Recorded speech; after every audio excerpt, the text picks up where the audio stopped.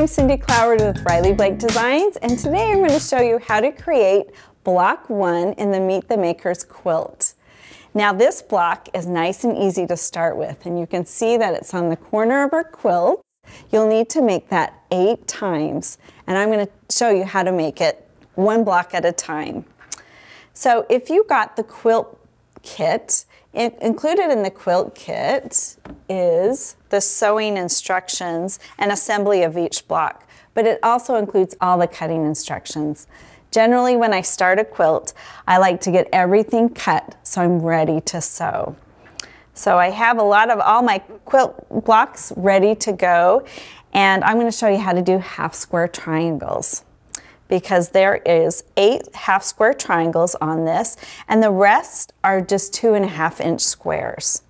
So to create your 1/2 inch square triangles, you're going to need 3 inch squared blocks. And I'm using our Riley White and our Tickle Me Pink, a Crayola color, on the other side. And we feel like our solids are the best in the business. They have such a nice hand, they're beautiful to sew with, and they're just great quilting cottons to use in your solid quilts. So you get your 2 blocks together, your white and your Tickle Me Pink, and you're going to make a mark right down the center, corner to corner. And I use a pencil, you can use a marking pen and a ruler. And you do all of yours all at once. And then you take it to the machine and sew them. So I'm going to just take these, and this is not your sewing line, this is your guide. You're going to go 1/4 inch on each side, so you're making 2 half square triangles out of each block. So I'm going to just go ahead .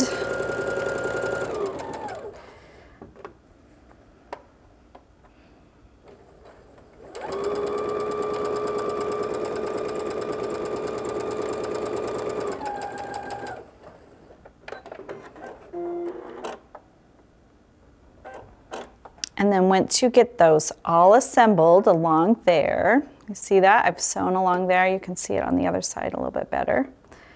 You're going to flip it over and do 1/4 inch on the other side. And that's just easier to do it right there. Using that center marking for your guide.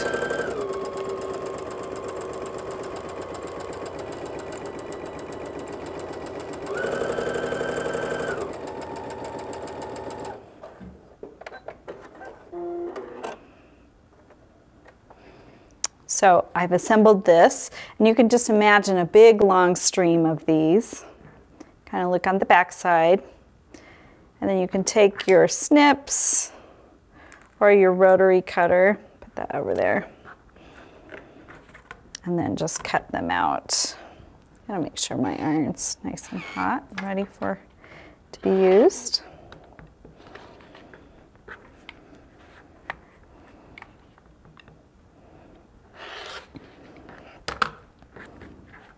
Again, I like to iron to the dark, so you take all your blocks. A lot of times I'll start finger pressing them.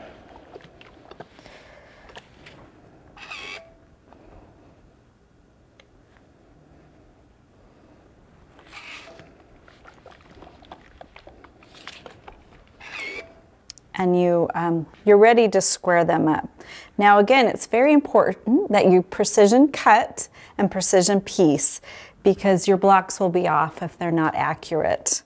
Sometimes you have a little fudge factor room, but you don't have a lot of room if you're off a lot, because you can see if you're off here and here and here and you didn't cut them accurately, your whole entire block would be off. So it's good to recheck and make sure your blocks are accurate. One of my favorite tools are these Lori Holt square up rulers, and they come in various sizes. So especially for half square triangles, I love to use these because it has this line in the middle, so you can put it right on your line there. The blocks are just slightly a little bit bigger, so you need to trim them up. And you can easily do it this way.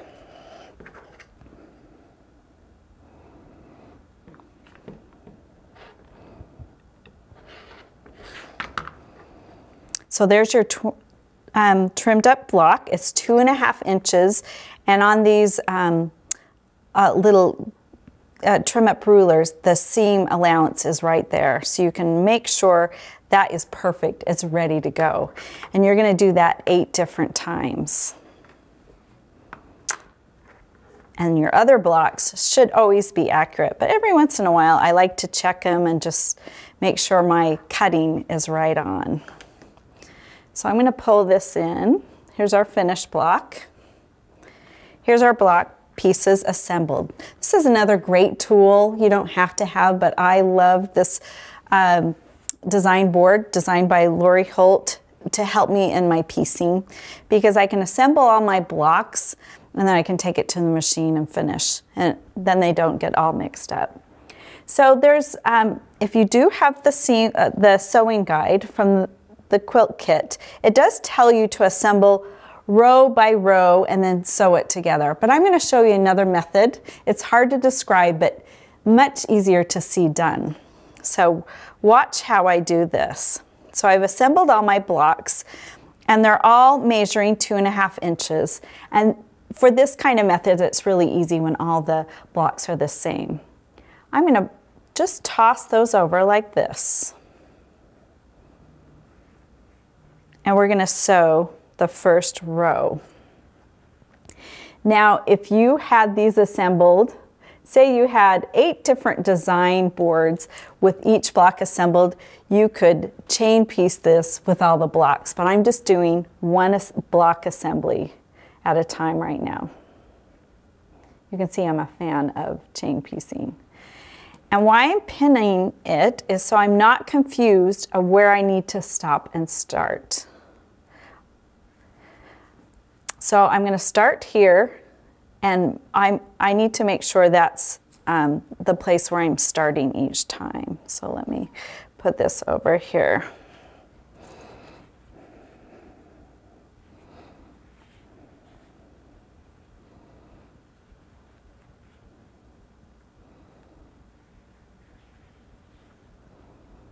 Okay, so see that's all assembled. I'm going to take this to the machine. I'm going to chain piece down like that, okay? Let's put that right there.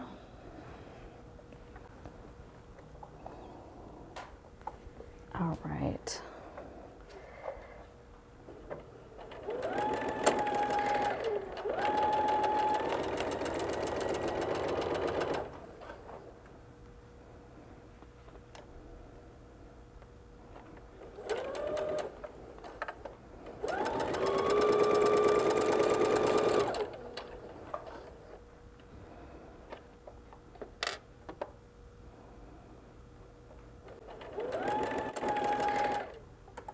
Okay, and you don't even have to go back to your cutting mat. You can just bring this back, well, just right next to your machine, and you're going to open it up like this.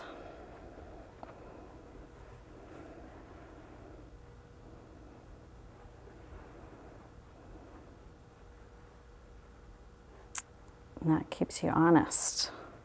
And then you make sure everything's going the right direction. And now you're going to take your next row. Flip it over. Take the same pins you pinned before.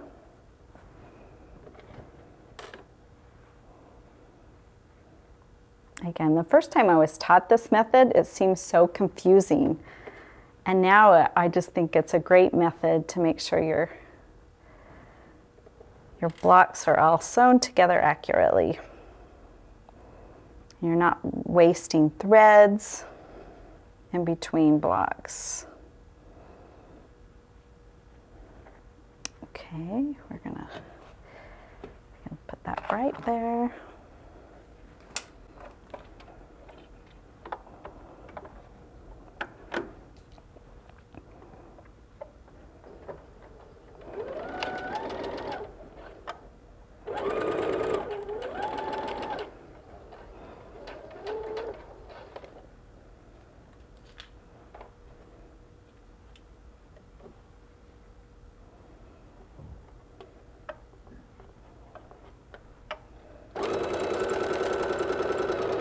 All right, again, you get the general idea.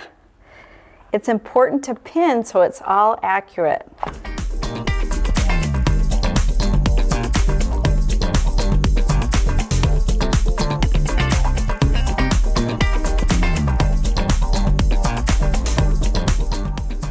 Now that you've chain pieced all the rows together, look what you've got. Your block is almost assembled. And now it's super easy to just fold it over, make sure your seams are nestled so you press them opposite, and you're gonna just sew those last rows. So let me show you how you do that. So I have pressed these. I could use a little more press.